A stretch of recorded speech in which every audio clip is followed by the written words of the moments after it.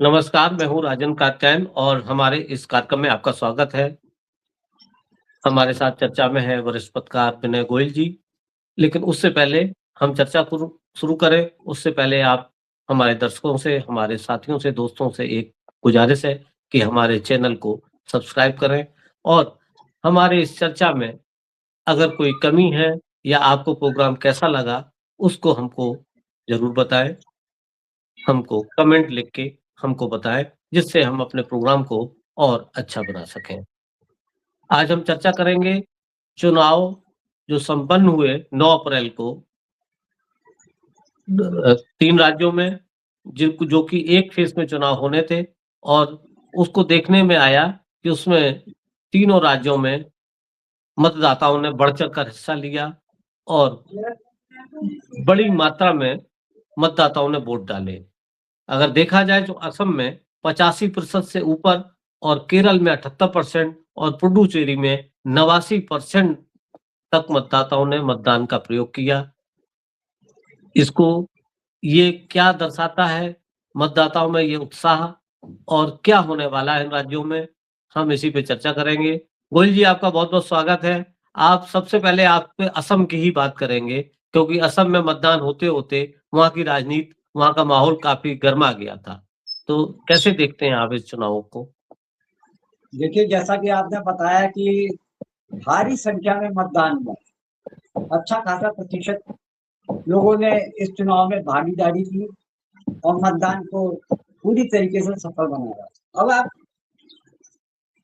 असम की राजनीति के बारे में पूछ रहे हैं, तो मैं बता देता हूँ कि पिछले 10 साल से असम में भारतीय जनता पार्टी की सरकार है। पिछले 5 साल से हिमंता बिस्वा शर्मा वहाँ के मुख्यमंत्री थे। उनसे पहले जो सर्बानंद सोनोवाल थे, उन्होंने 5 साल राज किया। 10 साल के भीतर आप कोई भी सरकार हो, किसी भी पार्टी की सरकार हो, एंटी इनकम्बेंसी ज़रूर देखी जाती है और ये बात असम में भी लागू होती है।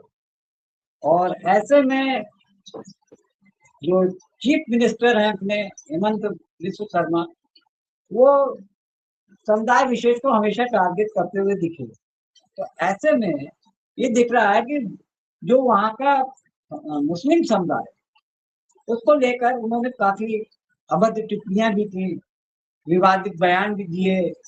तो इस ये तो साफ है कि मुसलमान तो उनके साथ में नहीं जाने वाला है। और ऐसा नहीं केवल मुस्लिम समुदाय ही वहाँ पे परेशान है। मूलभूत समस्याओं का कोई भी निदान नहीं है। हर चीज़ को धर्म और आस्था से जोड़ देने पे युवाओं को रोज़गार नहीं मिल जाता। ना एजुकेशन का कोई स्तर है वहाँ पर। हर कोई जॉब के लिए, पढ़ने के लिए दिल्ली या आस-पास के बड़े शहरों में जाता है। तो ऐसे में ये दिख रहा है कि वहाँ पर एक अच्छी खासी एंटी इनकम्बेंसी है, जो चाहते हैं कि भाई बदलाव होना चाहिए। और इस बदलाव के में ये मानते हैं कि कांग्रेस को भी सबक मिला होगा 10 साल तक सत्ता से बाहर रहने पर। ये तो साफ मालूम चल रहा है कि कांग्रेस अब वो कांग्रेस नहीं रही जो 10 से 15 साल पहले अपने आप को बिल्कुल निष्क्रिय चुनाव के वक्त ये एक्टिव होते थे।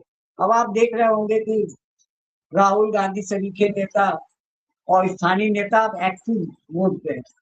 तो ये मान लीजिए कि 60-40 का वहाँ पर जो सरकार बनने के चांसेस हैं, ये दिख रहा है कि हेमंत शर्मा अब वापसी होना उनका बहुत मुश्किल है। लेकिन ये भी समझ लीजिए कि भारतीय जनता पार्टी है और उसके साथ में ईडी, सीबीआई और इनकम टैक्स की टीमें भी हैं, साथ में चुनाव आयोग भी है। तो ये मान लीजिए कि इतनी आसानी से सरकार बनने वाली नहीं है।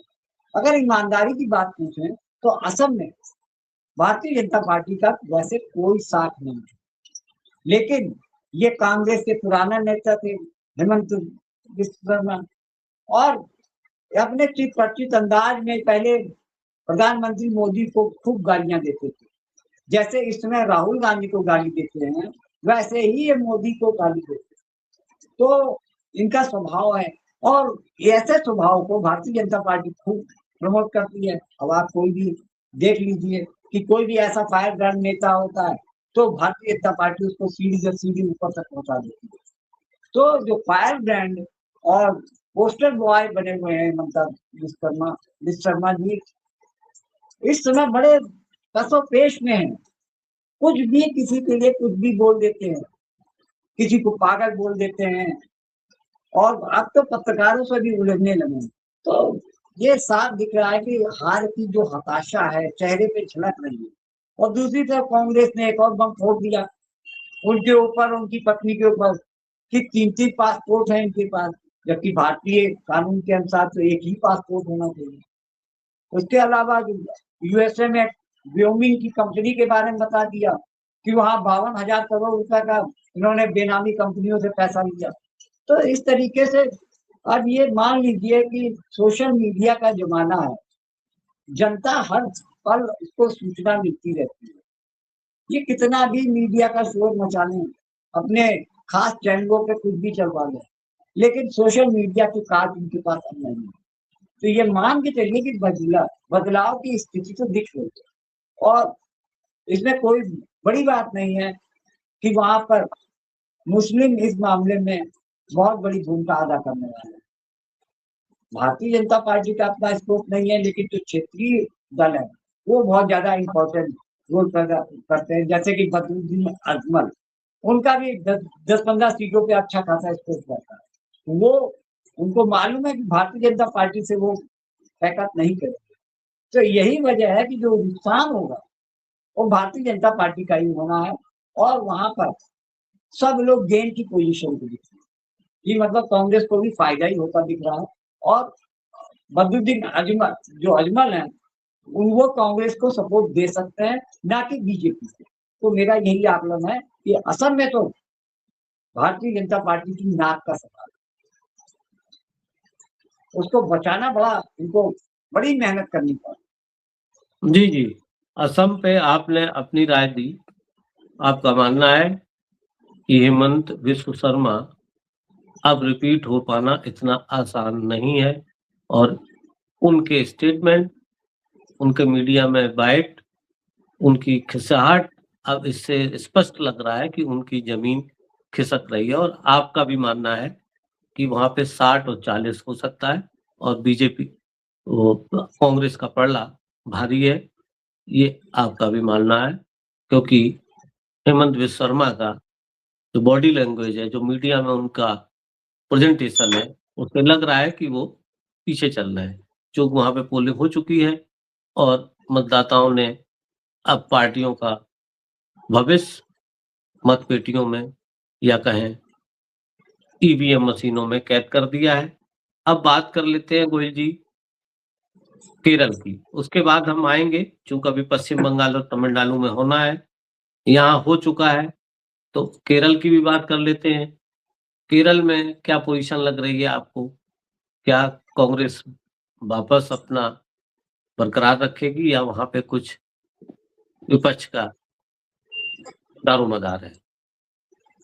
देखिए, एक बात तो बिल्कुल साफ है कि साउथ में भारतीय जनता पार्टी ना के बराबर, दूसरों के कंधों पर सवार होकर वो साउथ में अपनी राजनीति को मजबूत करते दिखते हैं। चाहे वो AIADMK के साथ तमिलनाडु में बैठ जाए, अपना आदमी वहां पे फिट कर दें, लेकिन बीजेपी का अपना कोई अस्तित्व नहीं है।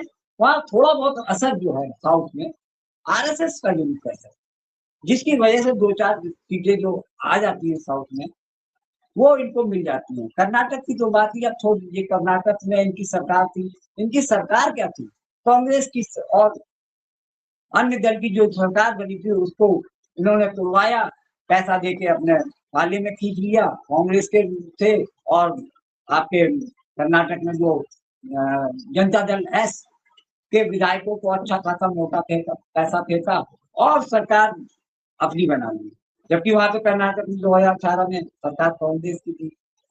1.5-2 साल बाद ही ये सब कांड हुआ, उसके बाद सरकार भारतीय जनता पार्टी की बन गई। लेकिन जब चुनाव होता है 2023 में, तो कांग्रेस ने अपनी हार का जो सरकार गिराने का मतलब है, पूरी ताकत के साथ में उन्होंने चुनाव लड़ा और भारतीय जनता पार्टी को कर्नाटक की सरकार से, कर्नाटक से विदा कर दिया। विदा तो कर ये दिया, मान लीजिए बेदखल। कि मान लीजिए कि साउथ में बीजेपी का अपना कुछ नहीं है।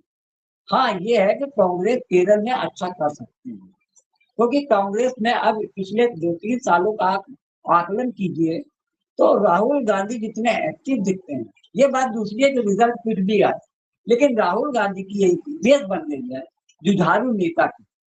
अब वो पप्पू वाली जो छवि भारतीय जनता पार्टी और आरएसएस ने बनाई थी, उस छवि से वो मुक्त हो गए। उनके बोलने चालने का अंदाज भी बदल गया है, कहाँ कैसे बोलना है, और चतुराई भी आ गई है, किस मुद्दों को किस तरीके से उठाना है। तो ये मान लीजिए कि कांग्रेस के हाथ में वहां पर होने के लिए कुछ नहीं है, जीतने के लिए कुछ, पाने के लिए बहुत कुछ। केरल में हो सकता है कांग्रेस बीट कर। जी, केरल में कांग्रेस का अच्छा प्रदर्शन, ऐसा आप मानते हैं। अब हम बात करते हैं पश्चिम बंगाल की, जो पुडुचेरी में भी चुनाव होना है। वहाँ पर एनडीए की सरकार है, वहाँ की क्षेत्रीय पार्टी के साथ मिलके, जिसके सर्वे सर्वा है एन रंगास्वामी, वो चीफ मिनिस्टर, और बीजेपी का समर्थन। वहाँ पे क्या होगा, छोटा राज्य है। लेकिन बात कर लेते हैं तमिलनाडु और पश्चिम बंगाल की। हम पश्चिम बंगाल पे आए, उससे पहले तमिलनाडु के बारे में आपका क्या आकलन है? क्योंकि वहाँ एक चरण में चुनाव है और वो 23 अप्रैल को हो जाएगा। इसके बाद 2 चरणों में, 23 अप्रैल को और 29 अप्रैल को पश्चिम बंगाल में होगा। तो गोयल जी, तमिलनाडु में क्या पोजीशन रहेगी? देखिए, तमिलनाडु में हम बता रहे हैं, जैसा कि मैंने पहले बताया कि साउथ इंडिया में बीजेपी अपने आप को इस्टेब्लिश करने की काफी कोशिश कर रही है। 2014 से लेकर काफी प्रयास किया जा रहा है, लेकिन वहां पे जो रीजनल पार्टीज हैं, वो अपने अपने गढ़ में भाजपा को घुसने नहीं दे रहे। आरएसएस आपका भले मानना वहां है पे कि रहती है। डीएमके वहाँ पे मजबूत बनी रहेगी, यानी हाँ स्टालिन की जी। दावेदारी पुख्ता है, आप ये कहना चाह रहे हैं? नहीं, सबसे बड़ी बात तो ये है कि साउथ इंडिया में वहां पे हिंदू मुस्लिम वाला चलता नहीं है। इनका जो जी, फंडा जी, रहता है जी। ना, कि धर्म के नाम पे लड़ा दो, ये कर दो, तो वहां पे पढ़े लिखे लोग ज्यादा हैं। दूसरी चीज, रीजनल पार्टीज ने अपने आप को इंटैक्ट कर रखा है, वो किसी तीसरे पार्टी को अंदर नहीं आने देंगे। और जो तीसरी पार्टी खड़ी हो रही है, जो साउथ का एक्टर है, विजय विजय थलाइवा, उसकी पार्टी टीवी के, उसको उसकी भी काफी चांसेस बन रही है। अगर वो चुनाव लड़ने के लिए तैयार है, तो 2-4 सीटों पे उसका भी हक बनता है।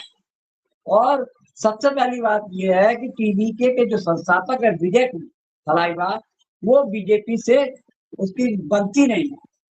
वो हमेशा ऐसी, मतलब ये धर्म का धंधा और हिंदू मुस्लिम, वहां पे उसके ये फंडा खिलाफ है वो। चलता नहीं, हुँ, चलता नहीं है। तो ये लोग हुँ। आपस में एक बार तो बीजेपी को बाहर करने के लिए वो आपस में एक साथ हो जाएंगे, लेकिन बीजेपी को वहां पनपने नहीं देंगे।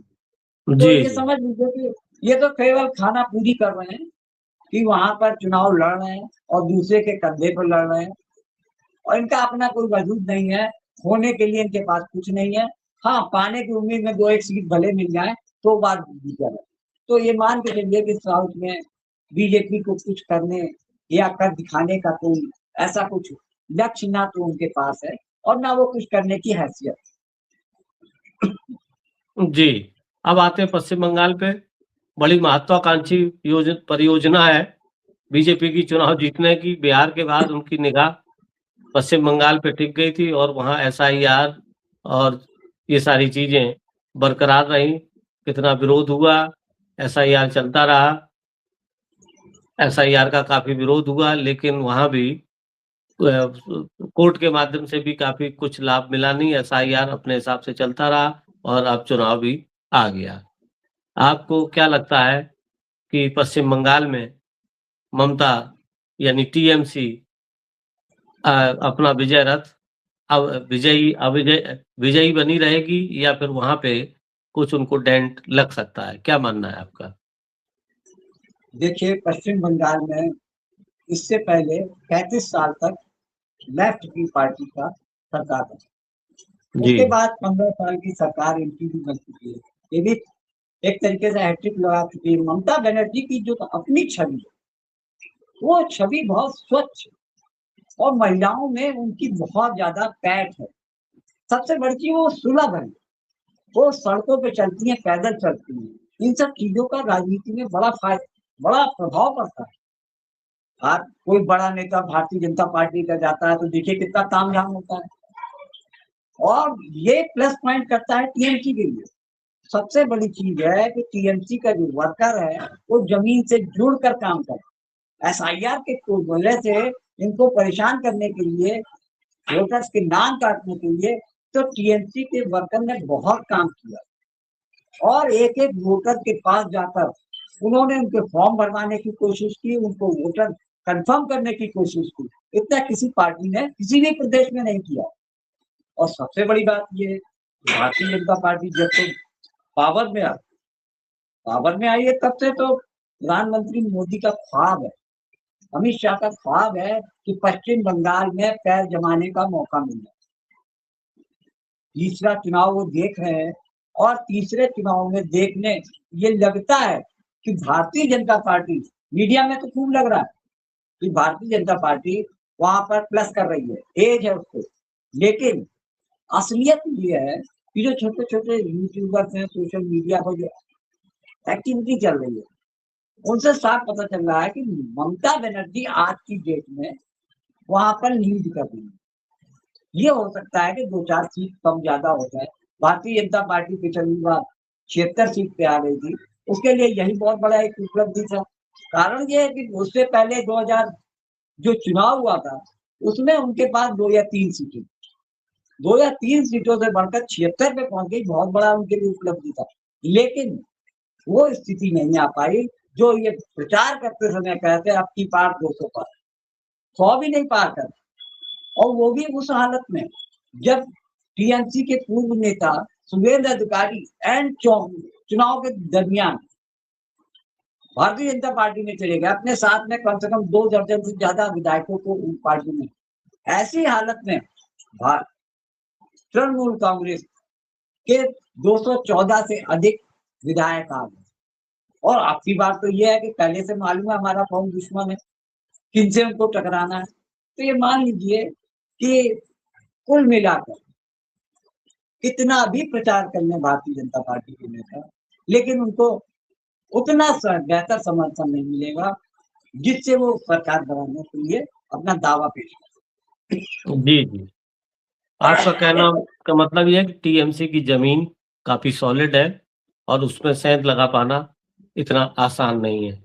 आपने 5 राज्यों में होने वाले विधानसभाओं पे तस्वीर खींची, जिसमें आपने स्पष्ट अपना आकलन किया कि असम में क्या हो सकता है, केरल में क्या होने वाला है, पुडुचेरी एक छोटा-सा राज्य है, वहाँ भी यथास्थिति हो सकता है बनी रहे और तमिलनाडु और राजन जी पश्चिम एक बात मैं जोड़ना चाहता हूँ, एक बात जोड़ना जी, चाहता हूँ। जी, पश्चिम बंगाल प्रबुद्ध लोगों का प्रदेश है।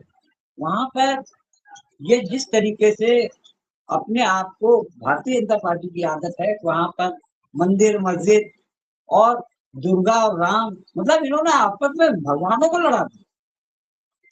दुर्गा काली के बीच में ये राम को ले आओ। तो ये समझ लीजिए कि पढ़ा लिखा तबका है, उनको मालूम है कि ये अपने जहाँ-जहाँ जिन-जिन प्रदेशों में इनकी सरकार है, वहाँ पे क्या स्थिति है। वो महिला सुरक्षा की बात करते हैं, यूपी, एमपी, बिहार, महाराष्ट्र, वहाँ पे कितनी सुरक्षा दे रहे हैं, कितनी योजनाओं को ये अपने लाभान्वित दे रहे हैं। ये सिर्फ झूठे वादे करते हैं, तो वहाँ का वर्ग बहुत इंटैक्ट है।